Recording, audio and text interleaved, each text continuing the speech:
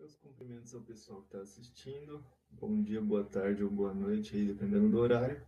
Esse é o nosso trabalho da equipe Gustavo Giovanardi, Henrique Dias Roque, que vos fala, e Marco Antônio Tavares, sobre a simulação da destilação fracionada de petróleo cru e a avaliação do rendimento dos produtos de nafta, querosene e diesel no software Pro2.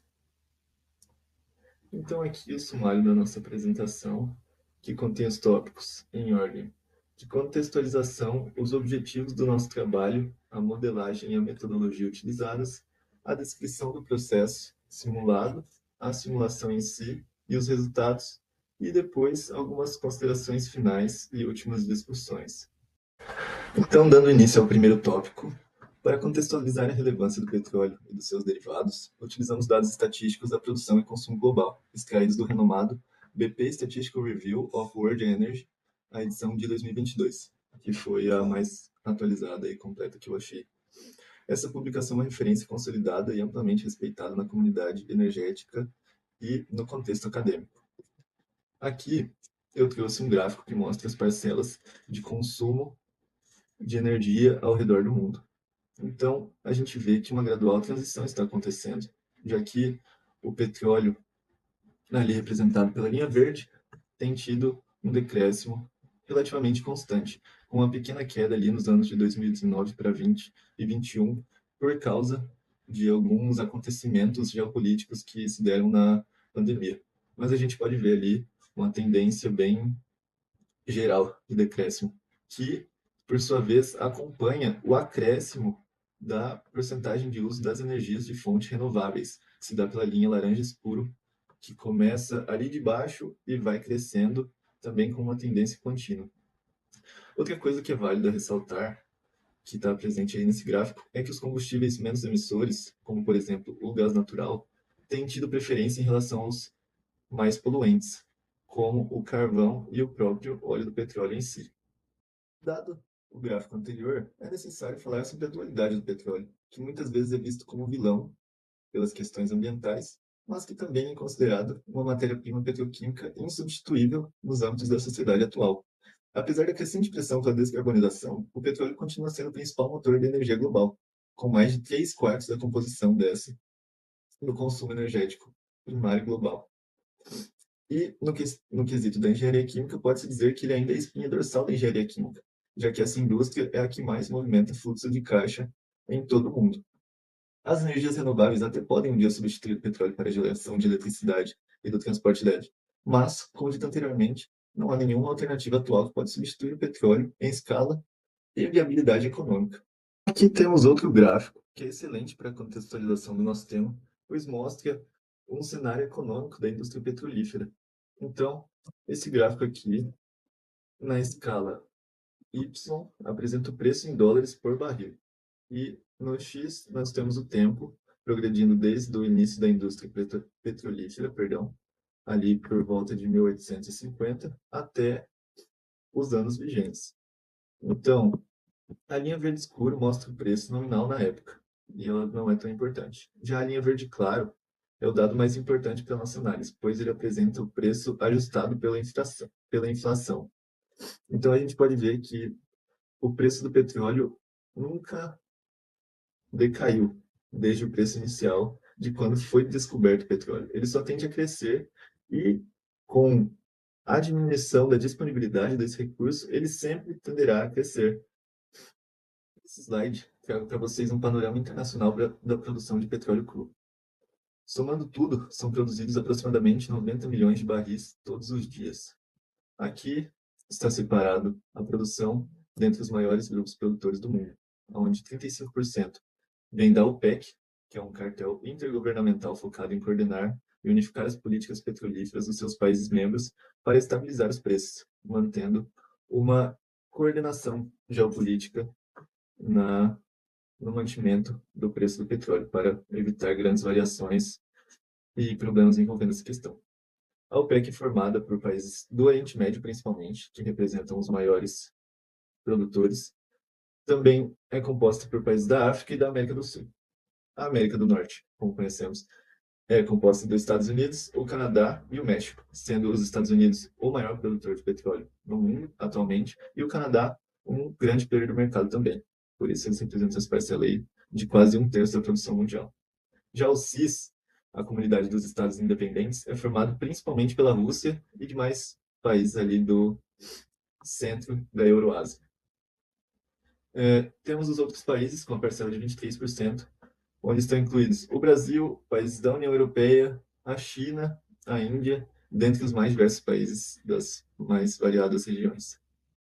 Então, agora que já foi contextualizado bastante sobre o petróleo em geral, eu vou ir um pouquinho para a parte mais técnica, mostrando um esquema de refino de uma refinaria bastante complexa, que inclui quase todas as unidades conhecidas, desde a parte de separação até a parte de conversão e depois do tratamento ou purificação, como quiser chamar. O nosso trabalho vai se ater principalmente, unicamente, na verdade, à UDA, a Unidade de Destilação Atmosférica, que é a primeira parte de qualquer unidade de refino. Claro, que trabalhe com óleo cru. É válido mencionar também que a gente escolheu a unidade de destilação atmosférica por ela ser a etapa inicial, o gargalo do refino. Ou seja, se a separação primária não for de qualidade e não fornecer as correntes de nafta leve, pesada, querosene e óleo diesel, como destacados ali, além dos produtos de topo, que são os gases combustíveis e o GLP e o produto de fundo, que será futuramente usado para a produção de coque ou de asfalto, as unidades subsequentes também terão problemas de eficiência que vêm dessa etapa inicial. Ou seja, otimizar a destilação atmosférica é otimizar a matéria-prima de toda a refinaria e das subsequentes refinarias, se for o caso. Pessoal, só uma breve observação. Vocês devem estar percebendo a descontinuidade entre um slide e outro. Isso é porque eu estou com um problema aqui na memória do meu computador e eu estou tendo que gravar essa apresentação em trechos curtos, ok? Mas dando seguimento, aqui a gente tem uma análise da eficiência global de refino do petróleo, onde na primeira linha da tabela eu mostro a capacidade de refino global, que se aproxima dos 102 milhares de barris por dia. Na segunda linha, a gente tem a taxa de refino real, que é de aproximadamente 80 milhares de barris por dia. E na última linha, a gente tem um percentual utilizado, que é basicamente a eficiência de refino geral, que se aproxima de 80%. E isso pode se dar porque, historicamente, as refinarias operavam com grandes margens de segurança, já que as condições de operação eram baseadas em testes empíricos relativamente mais simples. No entanto, para mostrar o valor do nosso trabalho, é válido dizer que a simulação pôs um fim a essa era, transformando processos físico-químicos complexos em sistemas digitais análogos, permitindo que a gente determine os limites teóricos do processo simulado de modo seguro, rápido e sem tempos mortos para as indústrias. Ou seja, a simulação é independente do funcionamento do processo real. A gente pode simular e avaliar as condições do processo, otimizando essas condições enquanto a fábrica opera nas determinadas condições que a gente já conhece e que funcionam. Então, dando seguimento agora para o segundo tópico do trabalho, eu vou falar um pouquinho sobre os objetivos, sendo o principal dele demonstrar a capacidade de um simulador de processos no projeto e na avaliação do bom funcionamento de uma operação unitária crítica, fundamental para todas as refinarias de petróleo cru. O segundo, não menos importante, é a compreensão desse processo com as seguintes condições operacionais fixadas: a temperatura de operação, a vazão de alimentação e o número de estágios. E o terceiro, não menos importante, a avaliação da eficiência de separação dos grupos de compostos visados, sendo eles a nafta, o querosene, o diesel e o água, que também pode ser chamado de gasóleo atmosférico. Então, juntamente aos objetivos, eu achei válido mencionar o porquê da escolha do software, que no caso é o Aveva Pro 2 Simulation. Algumas capacidades que tornam esse software uma ótima alternativa para o nosso trabalho são a capacidade dele de simulação macroscópica de processos químicos contínuos, como a destilação, os cálculos de balanço de massa e energia integrados, a abrangência de diversas operações unitárias, além do suporte para reações químicas, até mesmo reações complexas, além da diversidade do pacote, dos pacotes termodinâmicos presentes no software e dos dados de propriedades físicas retirados de fontes com alta credibilidade, juntamente com a integração com licenciadores padrões da indústria, incluindo o HTRI, OLI e o Koch-Glitch. O Pro2 nos permite simular a coluna de destilação sob as condições operacionais especificadas, visando alcançar a otimização da eficiência de separação de todos os grupos de compostos visados.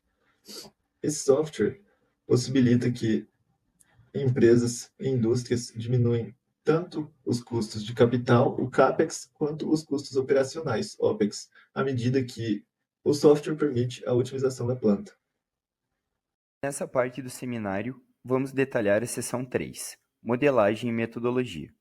Essa é uma etapa fundamental em qualquer simulação de processo, porque é aqui que são definidas as regras do jogo para o simulador. É como construir o alicerce de um prédio. Qualquer resultado obtido na simulação depende diretamente das escolhas feitas nessa etapa. Começando pela configuração das unidades de medida, em um software como o Pro2, o primeiro passo é definir o sistema de unidades. Para esse estudo, foi selecionado o Metric Set One. A vantagem dessa escolha é que ela utiliza um conjunto de unidades muito comuns na engenharia, especialmente na América do Sul e na Europa. Por exemplo, temperatura em graus Celsius, vazão volumétrica em metro cúbico por hora e energia em quilocaloria por hora. Isso fornece uma base de trabalho muito prática e alinhado com o que se encontra na indústria. Embora o conjunto padrão Metric Set One tenha sido selecionado como base, uma alteração inicial e muito importante foi feita. A unidade de pressão, que originalmente nesse pacote é kg por centímetro quadrado, foi alterada para bar absoluto. Essa é uma decisão técnica importante, com algumas motivações claras. Primeiro, falando sobre a unidade bar, ela oferece uma praticidade de escala muito melhor. Como o valor de um bar é muito próximo da pressão atmosférica padrão, fica mais intuitivo para qualquer pessoa entender as condições do processo, muito mais do que usando kg por centímetro quadrado. Segundo, é a escolha pelo bar absoluto. Todos os cálculos termodinâmicos, como equilíbrio líquido-vapor e as equações de estado que o simulador resolve, dependem da pressão total do sistema, ou seja, a pressão relativa ao vácuo perfeito. Usar a pressão absoluta, e não a pressão manométrica, que é relativa ao ambiente, garante que a simulação seja precisa e que os resultados sejam consistentes e corretos. Agora, vamos abordar a motivação geral para a escolha do pacote Metric Set One como a base para todo o projeto. Primeiro, usar unidades com as quais o público de engenharia já está familiarizado, como graus Celsius ou metros cúbicos, torna os dados da simulação muito mais fáceis de interpretar intuitivamente. Além disso, uma refinaria é um processo contínuo, que opera 24 horas por dia. Por isso, faz muito mais sentido usar uma vazão em metros cúbicos por hora, como o pacote sugere, do que unidades por segundo, por exemplo, que não refletem bem a escala da operação.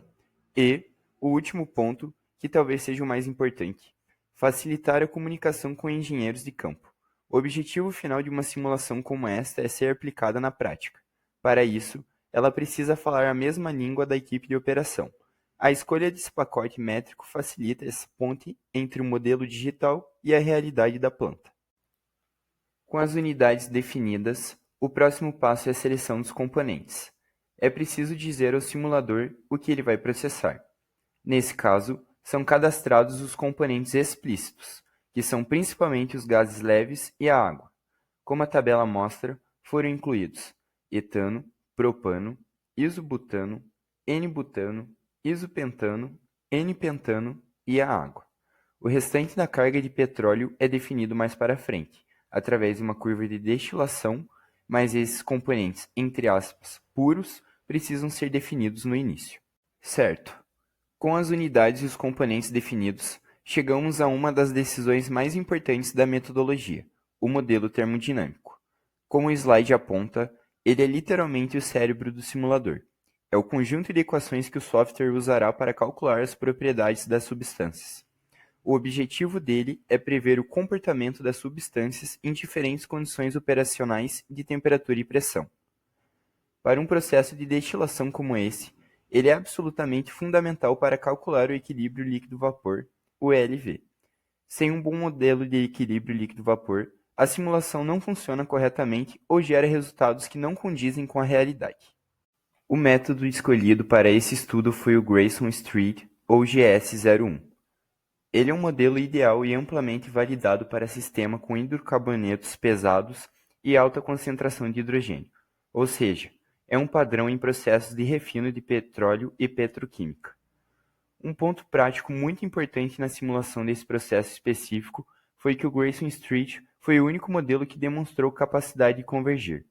Testes com outros pacotes, como Penn-Robson ou SRK, falharam em resolver o balanço da coluna, dada a complexidade das frações de petróleo.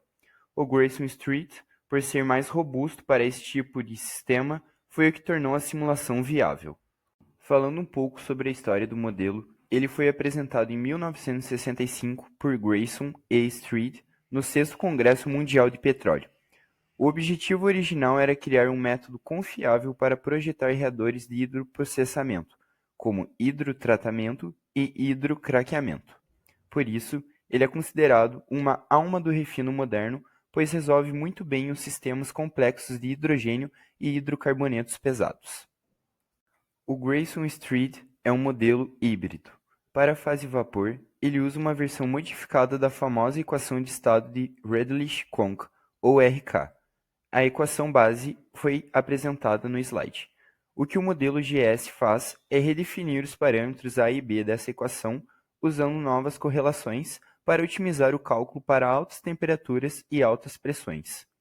O ponto-chave é que ele inclui parâmetros de interação especiais para misturas de hidrogênio com hidrocarbonetos. Agora, para a fase líquida, ele não usa a mesma equação. Ele usa correlações baseadas em outro método clássico, o método de Chaucer, ou CS, de 1961. O coração do modelo, que é o cálculo da constante de equilíbrio K, é a combinação dessas duas abordagens. A constante Ki, que é a razão entre a fração molar na fase vapor, YI, e na fase líquida, Xi, é calculada pela razão dos coeficientes de fugacidade da fase líquida, φLi, e da fase vapor, φVi. O modelo Grayson Street, então, ajusta esses termos para otimizar os cálculos, especialmente em altas temperaturas, que será o caso da nossa coluna de destilação. Portanto, para concluir essa seção de metodologia, foi definido um alicerce robusto. Primeiro, o uso de unidades métricas para alinhamento com a prática industrial. Segundo, a definição dos componentes leves explícitos. E o mais importante, a seleção do modelo termodinâmico Grayson Street, que além de ser o único a convergir nesse caso, é tecnicamente o mais adequado para esse sistema de refino. Com essa base metodológica sólida, podemos avançar para a descrição do processo em si. Iniciando a descrição do processo, o item 4.1 aborda o pré-tratamento inicial. O objetivo dessa seção é realizar a separação primária do fluido multifásico proveniente dos poços. O fluxo se inicia nos poços, que alimentam um manifold de produção. Esse manifold direciona a mistura para um vaso de separação trifásico. Dentro desse vaso, o fluido é separado por diferença de densidade em suas 3 fases constituintes: gás, na parte superior, óleo, na fase intermediária e água, ao fundo. A partir desse ponto, cada fase recebe um tratamento específico, conforme destacado no diagrama. Dando sequência ao processo, o óleo que passou pelo pré-tratamento é agora direcionado à unidade central desse projeto, conforme detalhado no fluxograma. O foco principal desse estudo é a unidade de destilação atmosférica, ou UDA. Essa unidade representa a principal porta de entrada do refino, sendo responsável pela primeira grande separação física do óleo cru. O processo ocorre através da destilação, que fraciona o óleo com base nas diferentes faixas de temperatura e de ebulição de seus componentes. Conforme o diagrama, o óleo cru alimenta a UDA, que o separa em seus produtos diretos ou cortes. O material mais pesado, que não evapora, é retirado como resíduo atmosférico, RAT, que segue para outras unidades, como a destilação a vácuo, UDV.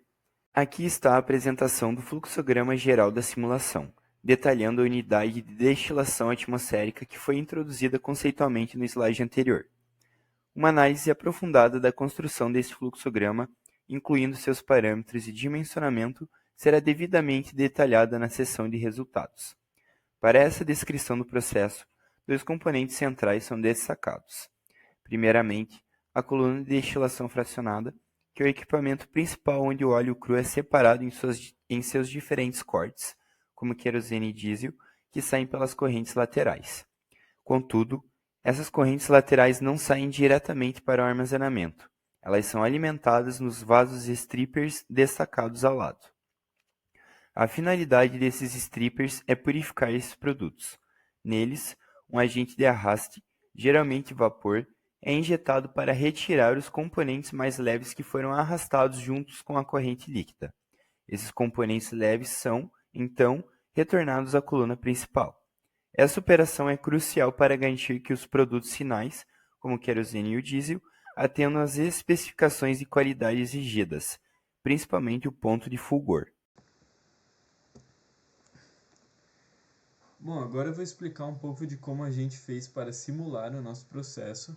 Aqui a gente usou basicamente o software Aveva Pro 2, que é um software de simulação macroscópica que foi amplamente trabalhado em aula durante esse semestre.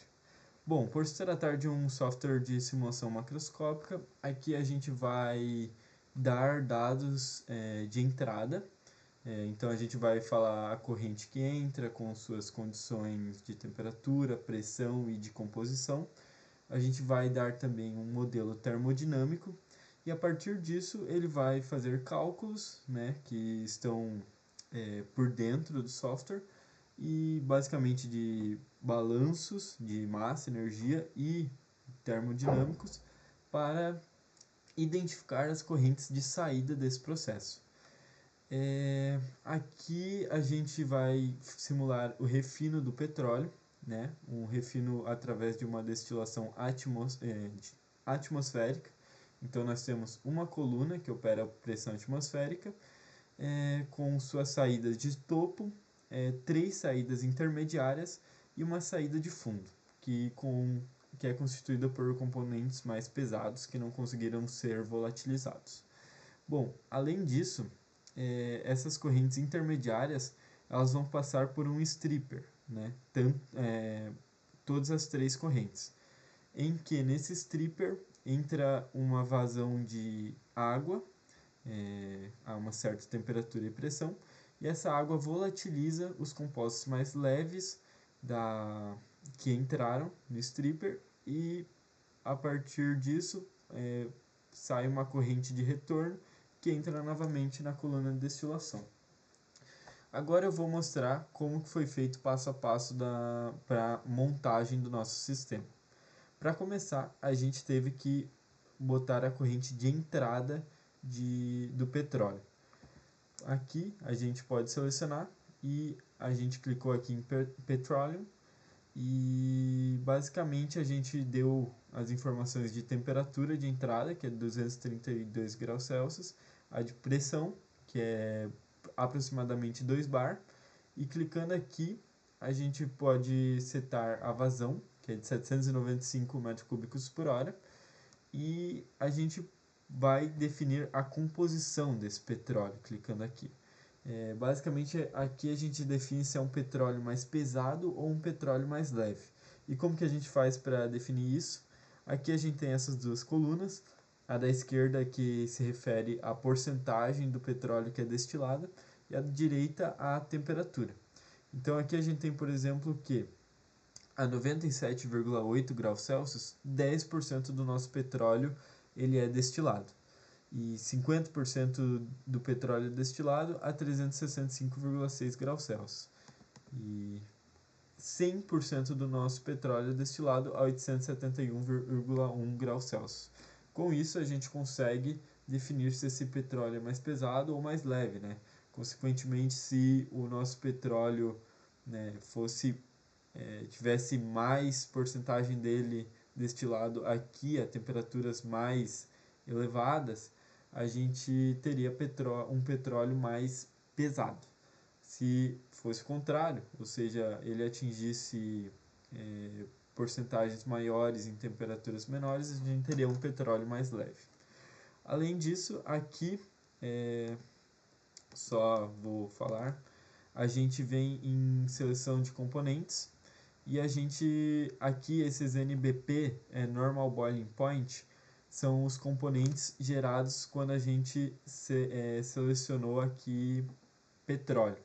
Então, como a gente sabe, o petróleo não é um composto puro, ele é uma mistura de compostos, e esse composto aqui no software, né, ele vai do número 8 até o número 46, são eles são definidos a partir do ponto de ebulição, do ponto que eles entram em ebulição, aqui é a temperatura. E isso é consequente, obviamente, do que a gente setou ali anteriormente. Aqui é importante a gente adicionar outros compostos mais leves, como etano, propano, butano, a água também, que vai ser importante aqui na entrada de óleo cru, porque a gente vai falar o quanto desses compostos mais leves também entram na nossa torre de destilação. Aqui a gente tem, por exemplo, que o propano ele é 0,2, ou seja, de 100% do nosso óleo, 0,2% é propano. E assim para os demais componentes. Pronto, a entrada do petróleo já está feita, tudo setado certinho. Outra entrada é a entrada de água, a 315 graus Celsius, 5,15 bar e 4.538 kg por hora. Aqui a gente consegue ver que é só água, então composição molar a gente colocou 1 para água e perfeito. Bom, nós já temos as entradas da nossa torre de destilação. Agora a gente adiciona a torre de destilação e a partir disso, né, a gente seleciona o número de pratos, a gente colocou como 20 e com isso a gente pode já colocar as correntes de saída dessa torre de destilação. Mas antes disso eu vou reiterar aqui que, como foi dito lá no início, a gente também dá como entrada o modelo termodinâmico que vai ser usado na nossa simulação. Aqui a gente vai usar o modelo GS, que já foi bastante explicado pelo Marco, que é um modelo amplamente aceito para quando se trabalha com petróleo, destilação do petróleo principalmente. E ele vai ser usado aqui na nossa torre de destilação. Continuando, aqui no topo a gente vai ter saída de água e nafta, né, que são os componentes mais leves. Aqui, como é uma vazão de saída, a gente não especifica nada, né? Como pode ver, não tem nada para ser especificado. Isso vai ser fruto do cálculo do nosso software. Então isso é a saída, né? É o que o nosso software vai estar calculando. Além disso, a gente tem a primeira saída intermediária aqui é de querosene. Então, depois da nafta, o querosene é o mais leve.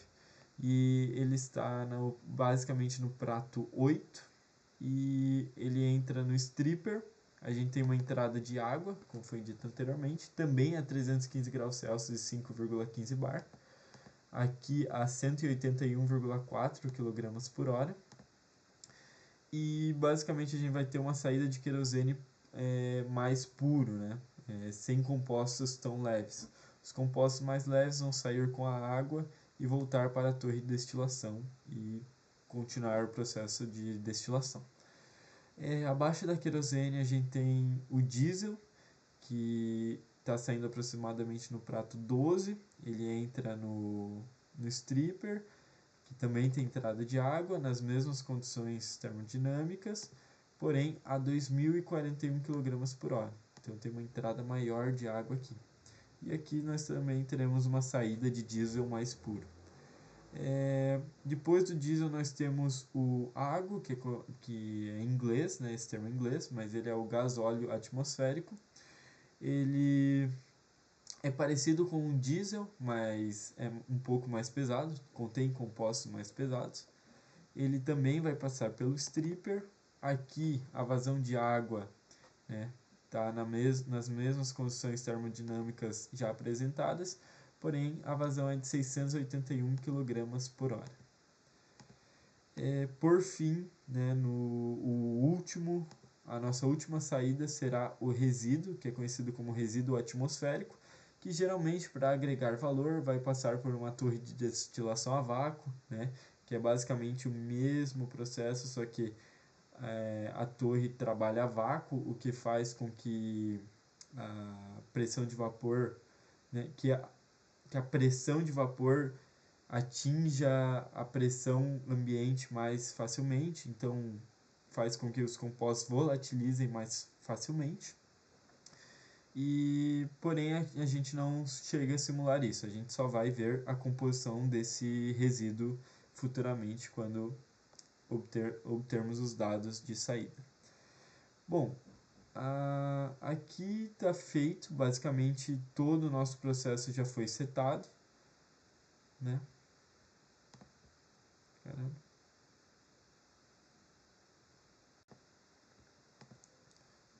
Bom, agora falando um pouquinho mais sobre a parte de simulação, quando a gente rodou o nosso processo, a gente estava tendo uma certa dificuldade de convergência dele. Isso, obviamente, é o fato de trabalhar com uma coluna de destilação que aumenta a complexidade do nosso processo, e por se tratar de uma simulação macroscópica é muito fácil de divergir o nosso sistema. Mas aqui a gente chegou a mudar o modelo termodinâmico, a gente chegou a mudar as condições de entrada do nosso processo, porém depois de muita tentativa e erro, o que a gente conseguiu fazer com que rodasse e convergisse esse processo foi vindo aqui em chute inicial e mudando o método, ele vem por default em Refiner. A gente mudou para Simple e só mudando isso, voltando para as condições iniciais que a gente estava trabalhando, a gente conseguiu fazer com que o nosso modelo ele rodasse e convergisse, gerando resultados condizentes com a realidade. Agora, para dar continuidade, eu vou falar um pouco dos resultados que a gente obteve simulando esse modelo, em que a gente gerou essa tabela com referente às vazões de saída e com as suas respectivas composições, em que a gente jogou aqui no Paint para ficar mais visual, né? Porque ali fica meio ruim de ver, questão de resolução. E a gente consegue ver aqui as vazões, aqui em kg/mol por hora. A gente tem também a temperatura e pressão de cada corrente. E o principal aqui, que eu acho, que é a composição, o mais interessante, por assim se dizer. Bom, basicamente aqui eu grifei as correntes de saída do nosso processo, então é o resíduo, né, lá embaixo, o água, né, o produto de água, gasóleo atmosférico, o produto de diesel, o produto de querosene e a nafta. Além disso, tem a saída de água também lá em cima, mas ela não é tão importante assim. O que a gente quer ver mais é as frações que foram destiladas na torre de destilação. Bom, aqui a gente consegue ver que, como era de se esperar, a corrente de nafta teve os compostos mais leves, né? Como foi dito lá no início. Aqui NBP é Normal Boiling Point e à direita o número é a temperatura que esse composto entra em ebulição. Então, obviamente, os produtos lá de cima da torre de destilação, que são os compostos mais leves, eles vão ter pontos de ebulição menores. Então a corrente de nafta, a composição dela se concentrou nessa faixa, que está indicada aqui. O querosene ele se concentrou nessa faixa, que está indicada aqui em azul. O diesel se concentrou nessa faixa, um pouquinho mais para baixo, como a gente consegue ver. E o gasóleo se concentrou nessa faixa em vermelho. E por fim, né, também como era de se esperar, o resíduo se concentrou nos produtos, nos componentes mais pesados, ou seja, com temperatura de ebulição mais alta, né, como a gente consegue observar aqui. Outro dado interessante, aqui vamos falar mais sobre o gasóleo atmosférico, que é o primeiro que aparece aqui. O Água Draw é basicamente a corrente que entra no stripper. O Água Product é o que sai de stripper e é o nosso produto. E o retorno aqui é o que retorna para a nossa coluna de destilação. Aqui a gente consegue observar, que eu achei bem interessante, e também foi já era algo esperado, né? Que é a função do stripper. A gente consegue ver que a vazão de produto ela é menor que a vazão que entra no stripper, ou seja, a gente consegue observar que há uma transferência de massa ali, ou seja, nós temos produto se misturando e temos uma saída, né? Aqui a gente vai lembrar que vai se misturar com a água.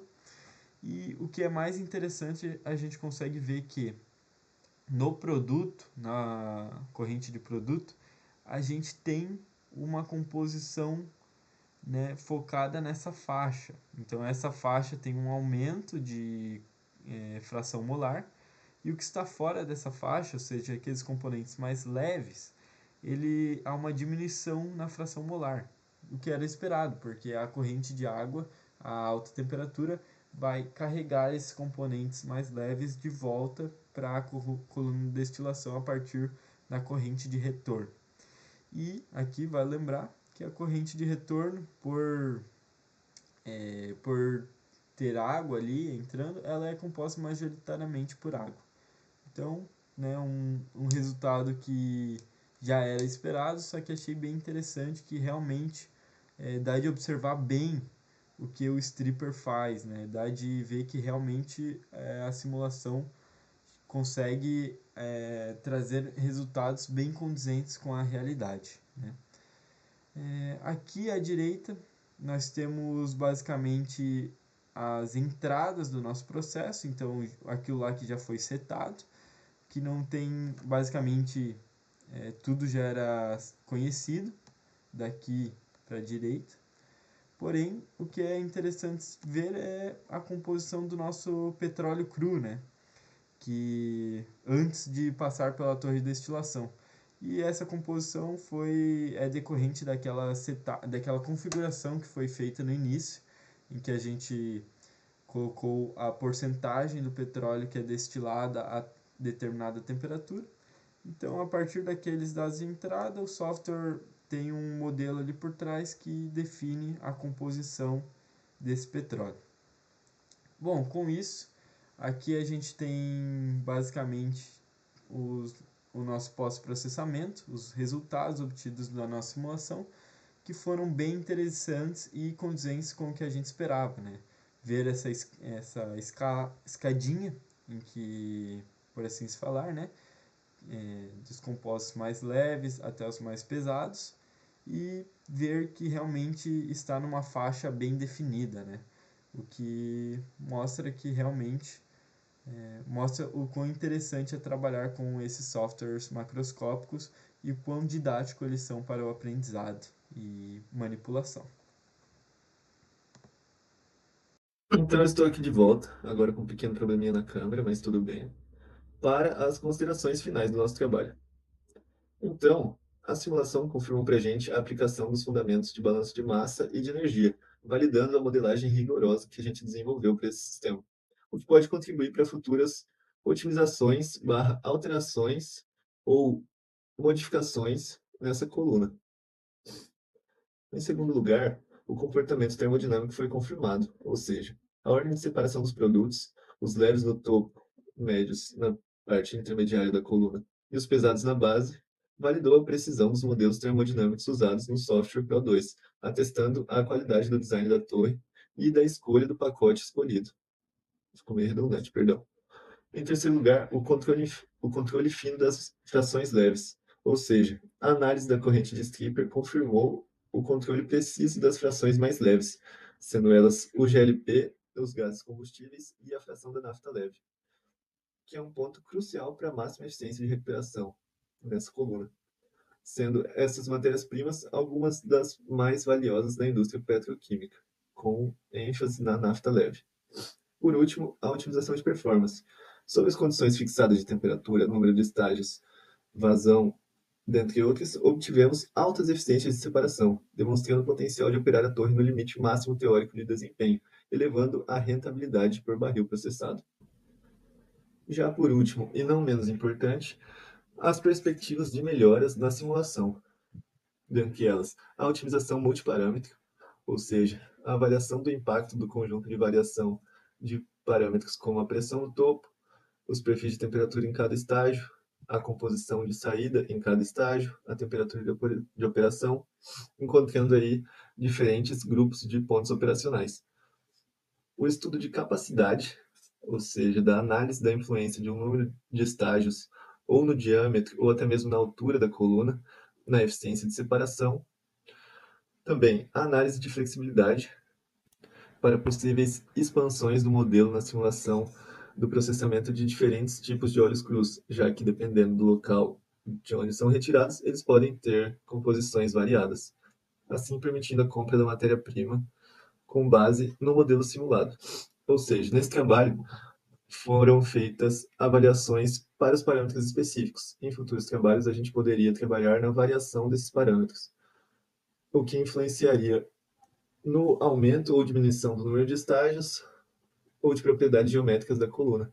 Além disso, a gente usou somente uma composição de corrente de entrada, o que pode também ser extrapolado e variado no futuro para diferentes simulações, permitindo análises variadas em diferentes torres com parâmetros diferentes, possibilitando assim novas simulações com novos objetivos, mas sempre visando otimização e aumento de eficiência para tratar bem desse recurso que a gente viu que pode ser chamado de vilão em ocasiões específicas, mas que também é substituível. E sabendo disso, devemos usá-lo da melhor forma possível. Por último, temos aqui as referências utilizadas. A primeira, citado lá na apresentação dos primeiros gráficos. A segunda, sobre o site da Aveva, de onde foram retirados dados do software. A terceira, justificando algumas afirmações feitas sobre a dualidade do petróleo, suas consequências quanto ao meio ambiente e seus pontos positivos, que não deixam de existir. E, por último, o livro Conceptual Design of Chemical Process, do James M. Douglas. E muito obrigado pela atenção, pessoal. Até mais.